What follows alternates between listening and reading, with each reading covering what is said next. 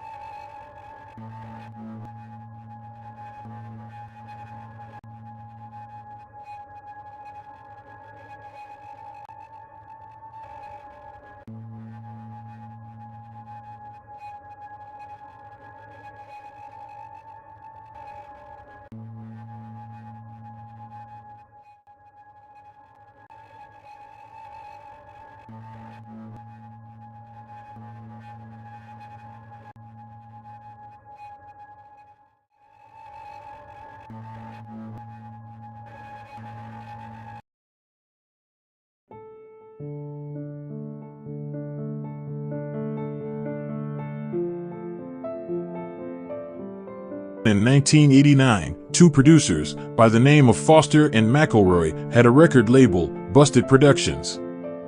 Denny Foster was the president of the label. After producing hits for several R&B groups, they decided they wanted to create and develop their own girl group, a modern version of Motown's Supremes. In Oakland, they had an open cattle call for auditions for female singers who would be interested. They settled on four: Cindy Herron, Maxine Jones, Dawn Robinson, and Terry Ellis. For their first album, Foster and McElroy brought the girls to their apartment and played tracks for ideas they had pre-recorded. The girls helped write the songs in creating their first album. After several months, they went to the studio to record. Unfortunately, there were problems from the start. In a recent interview, Dawn expressed that while recording the album, Denny had issues with outrage and being verbally abusive. It became a major issue. At times, the girls got out of hand, maybe acting silly and laughing out loud, and Denny would often respond by cursing and yelling at them. He started doing it on a regular basis to the point where Dawn would consider it as being abusive. This was bothersome, especially to Dawn, because it reminded her of her childhood, growing up with an alcoholic stepfather, who also expressed issues with outrage. It got to the point where this bothered her so much that she got the girls together and wanted to confront Denny over his unprofessional behavior as a united front. However, the girls did not respond to Dawn in a way that was supportive. They basically told her that she was on her own if she wanted to confront him. This lack of support to confront Denny was due to several issues. One issue was Terry started having an affair with Denny while all of this was going on. Over the course of their being in the group, Dawn and Maxine questioned whether Terry's loyalty was with the group or with Denny and the record label. It was clearly a conflict of interest for them to start a relationship while working together. Another issue was at this point, it seems the girls did not want to say anything because they were worried about getting kicked out of the group. Dawn basically decided to just let it go. In 1990, the girls released their first album, EnVogue, Born to Sing. They hit the ground running, immediately becoming superstars with their look, charisma, and harmony. They released 4 singles off that album: Hold On, Lies, Don't Go, and You Don't Have to Worry. Their first album, EnVogue, Born to Sing, went wild. By the time the year was over, the group accomplished a major feat that was produce a multi-platinum album for their first recording. However, the girls would never see the fruits of their labor financially. The deal only paid them $10,000 before recording, $10,000 after completion plus 2 cents per unit sold. On average, when you take the amount they made divided by the years they were together, each girl only made about $35,000 per year. This money issue first came to light when they started doing their first tour opening up for MC Hammer. One day, Cindy and Hammer were talking and she expressed the issue of money, and he was shocked to hear that despite their success that they were almost destitute. He offered to have the girls meet with his law firm and to go over the terms of their contract. That's where they learned they had a bad deal. Unfortunately, there will be repercussions behind those actions. Somehow, one of the girls in the group informed Denny about them meeting with the law firm about their contract. He was so upset he confronted all of them. He declared from that point forward that the girls would no longer be writing on their albums like they did previously.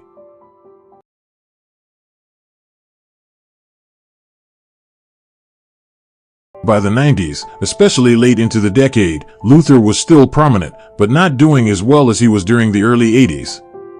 His album sales were no longer automatically platinum. Someone convinced him to try something different, to attract a younger audience. It was suggested to hire a hot new girl group, EnVogue, to be his opening act for his next tour. It was no secret within the industry that financially, the group was barely making any money. Luther decided to take advantage. He offered them the opportunity to be his opening act at $50,000 per show. EnVogue accepted the offer. In the end, the partnership ended up being a total disaster. The two could never see eye to eye on any aspect concerning the tour production. Just like before with Anita, their relationship was very contentious.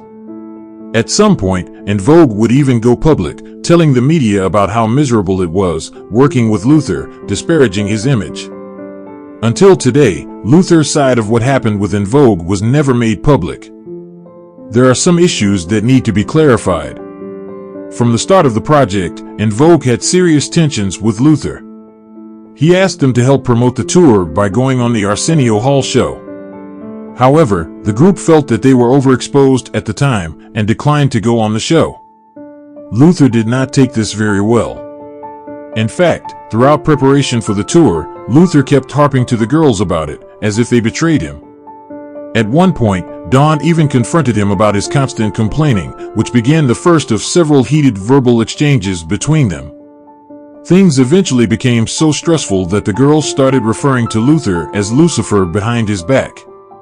What they and many of his crew didn't know was that Luther was having major personal problems and experiencing tragedy. Luther's only living sister suddenly died from complications of diabetes. She was his third sibling that had died from the sickness. Luther had to juggle flying out to arrange her funeral and then coming back to meet his tour obligations. Also, his tour manager had become fed up with Luther's constant demands and decided to abruptly quit. Luther on one occasion fired a staff member for not bringing his food within a certain time. For this particular tour with EnVogue, Luther set out obscure guidelines for the girls, which they found to be challenging. In one instance, they were not allowed to wear primary colors while performing. Luther's reasoning was he had spent $12,000 to $20,000 on outfits for his backup singers and did not want EnVogue to emulate them. Also for performances, he had a rotating stage. The girls complained that they did not like having their band up on stage with them while his was on the ground floor. They requested to have their band on the floor as well because the audience sitting behind them couldn't see the performance. They were getting bad reviews about this issue. However, Luther said no to the request and was very particular about why. When the girls were close to ending their performance on stage, Luther figured it was better to have his band simultaneously preparing and setting up, so that once the girls were done, he could simply go out on stage and begin his set. This system is why his concerts always started on time, which his fans appreciated. According to him, this system would not have worked with both bands in the area at the same time. Luther overall refused to compromise for the girls in any capacity. At some point, Luther had an official private meeting with the girls about their gripes. Luther reinstated to them that these terms is what they agreed to when they signed up to tour with him. He also reminded them that since he stated these terms in the contract, he could sue if they didn't oblige to it. Unfortunately, throughout the duration of the tour, things never improved. Luther in some aspects even became petty, calling the police on them when they passed his doorway to enter the stage. Cindy was pregnant with her first child at the time. It all finally came to a halt when the girls decided to pre-record their concert songs in a recording studio and fire their backup band. Another group, Milli Vanilli, had done the same thing when they were headlining the year's MTV tour. While they were performing on stage and pretending to sing, one of the tracks they pre-recorded had started skipping over and over, causing them major embarrassment. The video of the incident went national. To Luther, this was not good musicianship, and he was paranoid this would happen to him. When Luther found out that the girls pre-recorded their performance, it was the final nail in the coffin. Both the girls and Luther decided it was best to part ways. The girls were eventually replaced for the last leg of the tour.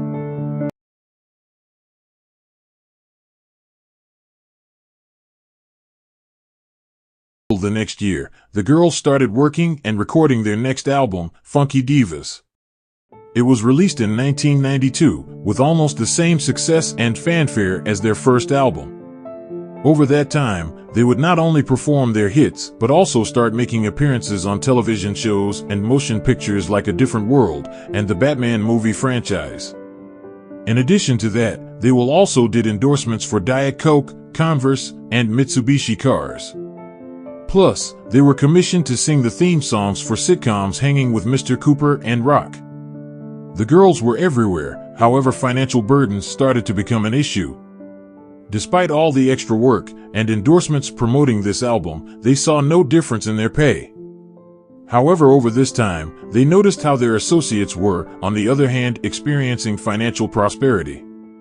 Everyone from their managers, producers, and even choreographers were buying large mansions and living in luxury while the girls were struggling just to pay the mortgages on their middle-class homes. Eventually, Dawn and Maxine started to express their discontent with their salary. However, Terry and Cindy did not share their perspective of the matter. This really came to a head when Denny invited the girls to see his new mansion worth over $20 million. Dawn and Maxine eventually felt that they should be getting a bigger piece of the pie since they were putting in the lion's share of the work. Part of the problem was that their management and attorneys could not negotiate for them like they should because they were also representing the record label as well. It was a clear conflict of interest. By the time they were bold enough to face the issue, it may have been too late.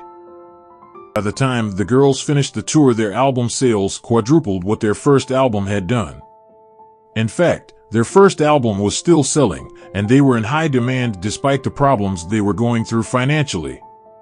In a recent interview, Dawn had expressed how after shooting the video for Free Your Mind, she broke down crying due to the financial stress she was experiencing.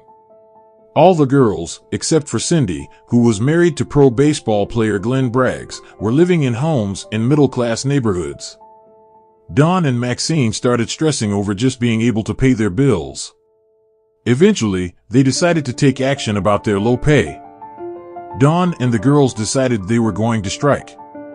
They mutually agreed to refrain from any and all recordings and promotions until their label renegotiated their contract. However, after about a month, the worst happened. The girls found out Terry had broken the agreement. While they were supposed to be on a work stoppage, the record label gave Terry a side deal. She went into the studio secretly recording a solo album with Denny and Tommy. When the girls found out about this, they called Terry and confronted her. She responded, saying that she did not agree with the strike and that she had bills to pay. The songs Terry recorded ended up being her first solo album entitled Southern Girl. It came out in November 1995. It charted, but in general critics felt the album really sucked. One critic said even with all the production detail and Ella's strong performance, it sinks from its lack of high-quality songs. To make matters worse, this made it harder for the girls financially because they had to wait until Terry finished promoting her project before they could work on their third album. They were on hiatus for 2 years. Sometime later, the record label secretly approached Dawn about a side deal as well. She was offered $250,000 to start working on a solo project unbeknownst to the girls. She said she took the deal because she was concerned about her bills as well. Eventually, the girls found out about what Dawn was doing and called her to confront her. She fessed up to it, however, things did not go as well with her like it did with Terry. Several recordings into the project, Dawn got a call from the president of the parent label, Sylvia Rohn, informing her that they were going to scrap her solo project. They wanted her to start working on the third EnVogue album. Dawn didn't take this well. In all, she felt that the record label had intentionally offered her the solo project only to distract her. In the end, she agreed to record the third album, however she gained the option to take her solo rights to another record label. This might have been the nail in the coffin as far as her relationship with label president Sylvia Rohn.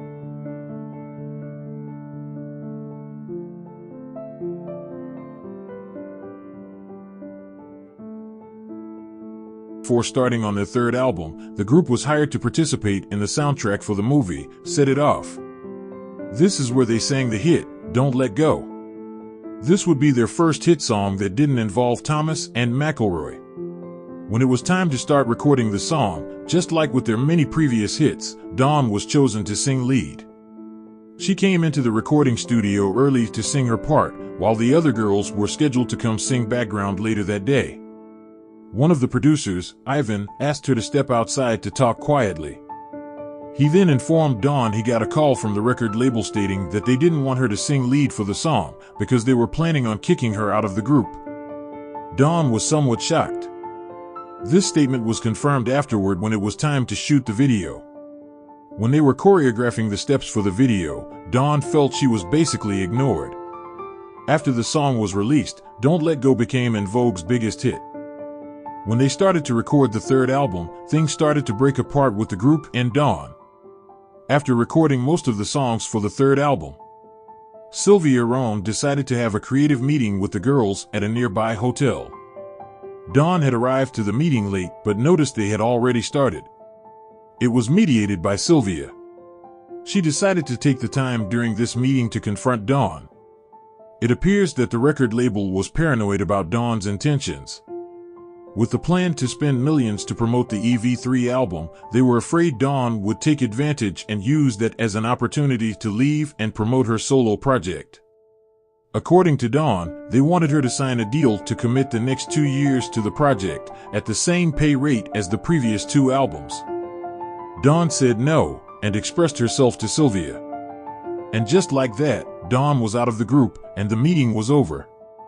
Shortly after this, Dawn called Maxine to discuss the issue, and before she could get anywhere, Maxine informed her that she and the girls had already decided to kick her out of the group. Shortly afterwards, Dawn got a call from her manager, who informed her that the label prefers she not show up for the photo shoot for Don't Let Go, but she did it anyway. The girls will go on to re-record the EV3 album without Dawn's vocals. It went platinum. However, that outcome was terrible compared to the sales of their previous albums. According to Cindy, the president did not take into consideration that Dawn had a lot of followers, and when she left, the group lost those fans as well. In 2000, EnVogue, as a trio, released Masterpiece Theater, which featured the song Riddle, but it sold poorly. Soon after several more flops in sales, the record label dropped EnVogue from their contract altogether. One of Dawn's first actions after leaving EnVogue was signing with Dr. Dre through his parent label, Interscope Records. Her first project was with Junior Mafia, singing the chorus to their single, Firm Biz. There were problems from the very start. For the video shoot, she got into a public blowout with the director, Hype Williams. He wanted her to wear green for the video shoot, however she refused, feeling it was not an appropriate color. Their argument over this matter got so heated that they were literally in each other's face. Dawn ended up leaving the shoot before finishing her part. In the video, you'll see several areas where Dawn is singing. One on the pole, and another in what appears to be some sort of ballroom with backup dancers. In actuality, both scenes were shot in 2 different areas. New York, and LA. Because she left early, the producers had to fly out to California to shoot the other scenes. After this, she, Interscope, and Dr. Dre mutually decided to part ways. Soon afterwards, Dawn was offered a solo deal with RCA Records. Around this time, Raphael Saadiq, D'Angelo, and Ali Muhammad were forming a super hip-hop group. However, D'Angelo dropped out of the project. By this time, Raphael Saadiq started his own label, Pookie Records. Raphael reached out to Dawn to possibly replace D'Angelo. Raphael was able to contact Dawn, and she later accepted the offer to join the group. She decided to forego the recording deal with RCA. Dawn signed with Raphael's independent label Pookie Records. This would probably be one of the biggest mistakes that she would ever make in her career. At this point, she was almost destitute. She wasn't making any money and struggling with her bills and mortgage. According to Dawn, Raphael promised financial support if she got into a bind. The group, now known as Lucy Pearl, recorded the album around 1999, but the release date kept getting pushed back. By the time the Lucy Pearl album was finally released, the bank foreclosed on Dawn's home, and she was forced to move. According to Dawn, Raphael reneged on his promise to provide financial support. This was the beginning of issues between them. While promoting the album, tension started building between her and the group. Reporters would focus on Dawn and frequently ignore Raphael and Ali during interviews. After a year, the Lucy Pearl album ended up selling about 500,000 copies. Dawn left the group thinking it was a one-time thing. However, she got some news by a reporter that she was replaced by a former Calvin Klein model. The new Lucy Pearl went on to record several more projects, including soundtracks for the hit movie Save the Last Dance. Raphael Saadiq did an interview for The Breakfast Club and was asked about what happened between he and Dawn. According to him, 6 months into promoting the album, Dawn told him that she wanted to go out and do a solo deal. He didn't embellish much past that. Unfortunately, after all this, her image became even more tainted. Around 2002, Dawn met a singer-songwriter by the name of Andre Allen, who sang with the group, for example. Dawn and Allen got married after only dating for about 3 months. Saying things did not go well is putting it lightly. The marriage ended after 5 years. According to Dawn, by the time they divorced, Andre had fathered 3 children with 3 different women outside of the marriage. Also, she claims he was physically abusive. Around that time, she got another recording opportunity. QVC, which is a home shopping network, decided to get into the music business, starting a label called Q Records. QVC had been very successful selling items on their TV network. They convinced Dawn that buyers would see her video and then call the network to purchase her album. The president, Alan Rubens, convinced her it was a good idea. After signing, she released a video called Envious, which did little or nothing. Just like Terry's first solo project, Dawn's album really sucked as well. Overall, the album itself failed to even crack the Billboard Top 200. What made things worse is that the president of the company, Alan Rubens, got into legal trouble after he was caught embezzling money. Instead of focusing on promoting her album, the label had to deal with this legal problem. Shortly after this, Q Records folded, and Dawn was out fending for herself again. The girls made an attempt to reunite around 2008 to celebrate their 20-year anniversary. They did key performances and appearances to promote their reunion and to gain interest from potential record labels. They did interviews and performed some of their hit songs on cable networks. Around 2008, Alicia Keys was promoting her album and was offered a spot to perform at the year's BET Awards. She decided to do an ode to girl groups of the 90s and invited EnVogue, TLC, and SWV to perform their old hits. However, what made this situation difficult was that she only wanted the 4 original EnVogue members, which meant Rona was excluded. By this time, Rona had been with the group several years and even recorded an album with them. According to reports, Rona voiced her disagreement being excluded from the performance with the girls, but it went to no avail. The original EnVogue members performed the show without her. The performance by the three groups ended up becoming a success, with Alicia singing with all three groups.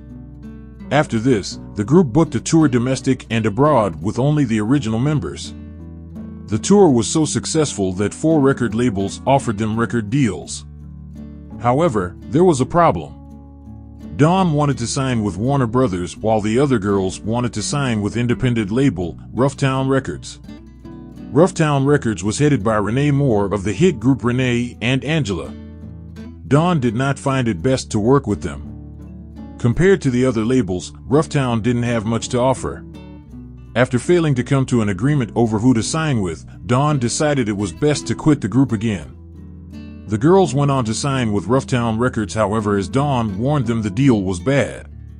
When it was time to record, Maxine was the only one showing up to the recording studio, and eventually the project had to be scrapped. Roughtown responded by taking Cindy and Terry to court, suing them for $33 million for breach of contract. The matter was eventually settled out of court.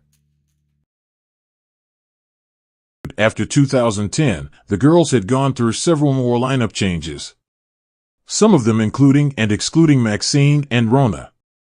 However, a serious issue came up between Maxine and the other girls over management. According to Terry and Cindy, Maxine requested that the group pay for her own personal manager, in which they did not agree. According to the girls, Maxine responded by ghosting them, which was stressful for the group since they had performances they had booked. The girls were shocked to find out later that Maxine and Dawn had gotten together and started promoting themselves as EnVogue with 2 other singers. They even started booking performances. For some time, there were 2 separate groups promoting themselves in the industry as EnVogue. The situation eventually became much worse when Maxine separated from Dawn and started a 3rd group called EnVogue to the Max. This ended up causing major confusion, and the media picked up on it. When patrons would buy tickets, they didn't know what lineup they were getting. At some point, Cindy and Terry realized this was not good business for the brand to have all these variations of the group, so they decided that they had to take legal action to stop Maxine and Dawn from using the EnVogue name. Legally, since Dawn had left the group, she automatically forfeited her rights and did not participate in the lawsuit. A court mediator met with Terry and Cindy versus Maxine to make a final decision as far as who owned the rights to the EnVogue name. After a day of deliberation, the arbitrator decided that Cindy and Terry owned the rights to the EnVogue name, and Maxine could no longer use it for performances. This ended up becoming financially devastating to Maxine. As a result of the mounting legal bills and now not being able to perform as EnVogue, she eventually had to file for bankruptcy. Several months later, her bank took her to court because she had gotten behind in her mortgage payments. The judge for that case ruled in favor of the bank to foreclose on her home. Just like Dawn, she was evicted. Since then, she has been working on several projects in the studio.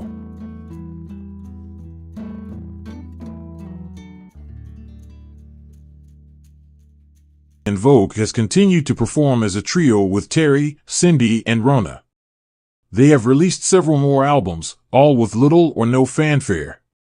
In interviews, before the pandemic, they asked Terry and Cindy what they were up to.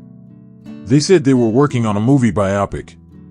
Around 2023, Fox announced they secured the rights to produce an EnVogue movie. As of now, Dawn has been working diligently to finish a book about being a member of EnVogue. All the girls are at this point are in their 50s and 60s, so it doesn't seem likely that there will ever be a reunion with all 5 members. Dawn has vehemently expressed that as long as Rona is a part of the group, she will not participate in any type of EnVogue reunion. Maxine has also stated in interviews that she will never perform with the girls again. It's unfortunate because at the rate that they were going, it seems obvious they did not accomplish the feat that their talent provided.